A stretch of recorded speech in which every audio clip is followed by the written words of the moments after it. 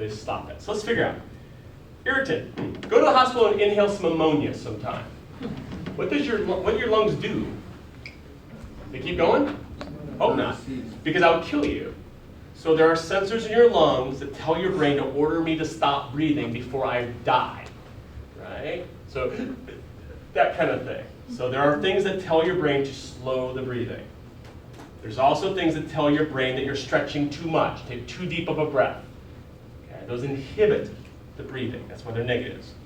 Take a look at this word right here, chemoreceptor. From last term, what do chemoreceptors do? Chemicals. That's chemicals. Look at the chemicals under the word and tell me what they are. Carbon dioxide and H+, which is acid, right? Which one's missing there? There's no oxygen because you don't notice it. The only thing your brain is looking at is the amount of CO2, which determines the acidity via equation 3. So your brain speeds up your breathing when the level of acids go up, because that's what it's trying to keep low, is the amount of acid in your system. Right? So let me show you an animation of that to kind of prove it as best I can, which I can't.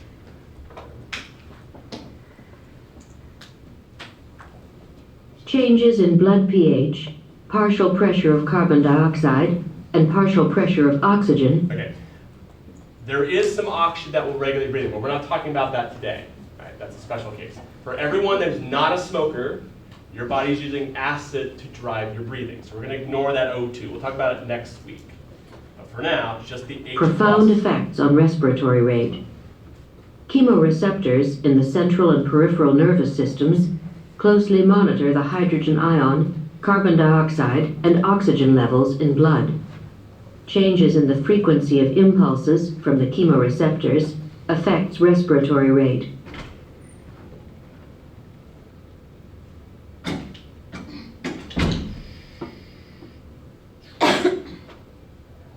When carbon dioxide and hydrogen ion levels increase, or oxygen level drops, increased impulses from the chemoreceptors stimulate the inspiratory area in the medullary rhythmicity area.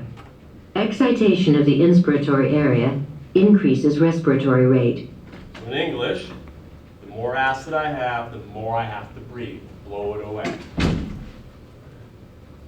A greater intensity of rate and depth of breathing is known as hyperventilation.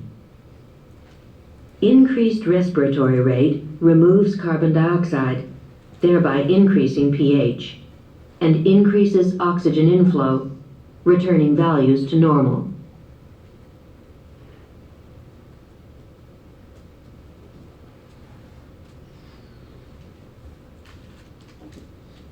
When carbon dioxide and hydrogen ion levels decrease, or oxygen level rises, decreased impulses from the chemoreceptors inhibit the inspiratory area in the medullary rhythmicity area.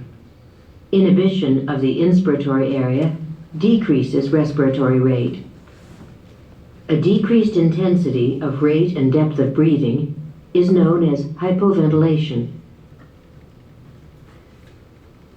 Decreased respiratory rate allows carbon dioxide to accumulate, thereby decreasing pH and decreasing oxygen inflow, promoting a return to normal values. Makes sense? So we'll talk about the oxygen thing next week, but for tonight, you're going to ignore that. The only thing you're going to listen to in your brain is the carbon dioxide and the acid levels. So we're going to make a summary equation of that for you that you're going to tattoo on your head. Close your eyes.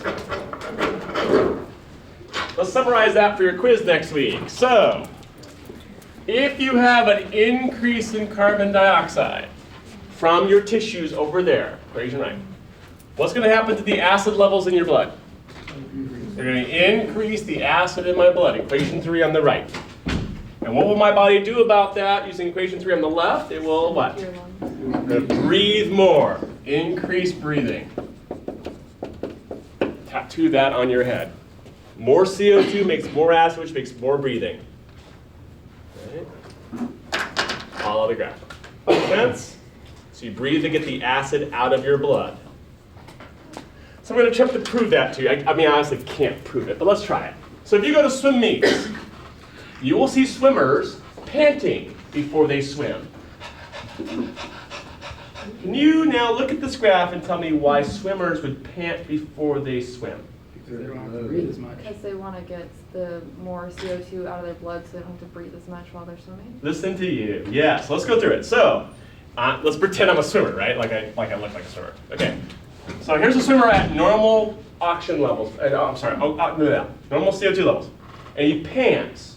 So panting is going to blow off acid. So at the swim meet, you're panting and your acid levels go down because you're blowing it away on the dock.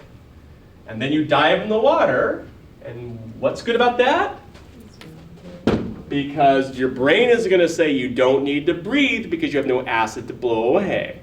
So why would a swimmer not want to breathe? Because you're underwater. Because I'm underwater and I'm faster underwater than at the surface. So because the brain notices the acid, if they're low, you don't need to come up for air. Right? Gives every swimmer an advantage. There's a problem with this thinking. Anyone know what you're not getting when you don't surface to exhale? You're not getting oxygen in, right? So what happens if you keep swimming and never come up for air? Lactic acid. You die. It's called shallow water blackout. You faint because you're using oxygen up, but you're not surfacing to breathe because the brain doesn't care. The brain only notices that your acid is low. That's why you pass out. If the brain checked oxygen, you would never faint underwater. You'd realize you need oxygen and come up, but you never do because the brain doesn't care. The brain only notices the acid levels. That's why you die or can die. That make sense? So you're forcing the brain to think you don't need to breathe by panting, and therefore you don't need to breathe underwater. Right? If any of you go whale watching or seal watching, ask the biologists what seals and whales do when they surface, and they'll tell you they hyperventilate. Can anyone guess why a whale might want to hyperventilate? Because they know this graph better than you. They're going to blow off the acid out of their air, their blood, and they can go underwater longer than before. Right? Yes? Just curious, do whales ever pass out then? Well, if they do, we never notice because they're dead. Okay. Are they a beach whale? They're dinner, right? Seals don't, and they do this. If seals come up, harbor seals will come up, they'll pant, and then dive underwater and then go minutes longer than before, and they seem quite fine. Weasels do it, sea otters do it. Most marine mammals will hyperventilate at some point to gain extra time underwater. Right? So could you, but they have muscle tissue that stores oxygen, you don't. That's why you pass out and they don't. Make sense? So my breathing rate's dependent upon how much acid I have in my body. Make sense? So for next week's quiz, you're going to say, I breathe to get the acid out. All right? Make sense? Yes. Yes. That's good. That's good. All right, so if that's true, which it is, It's time to go. it's not time to go. No. Good try. Good try. Now, find page 9, our last case for the night. This will be partly review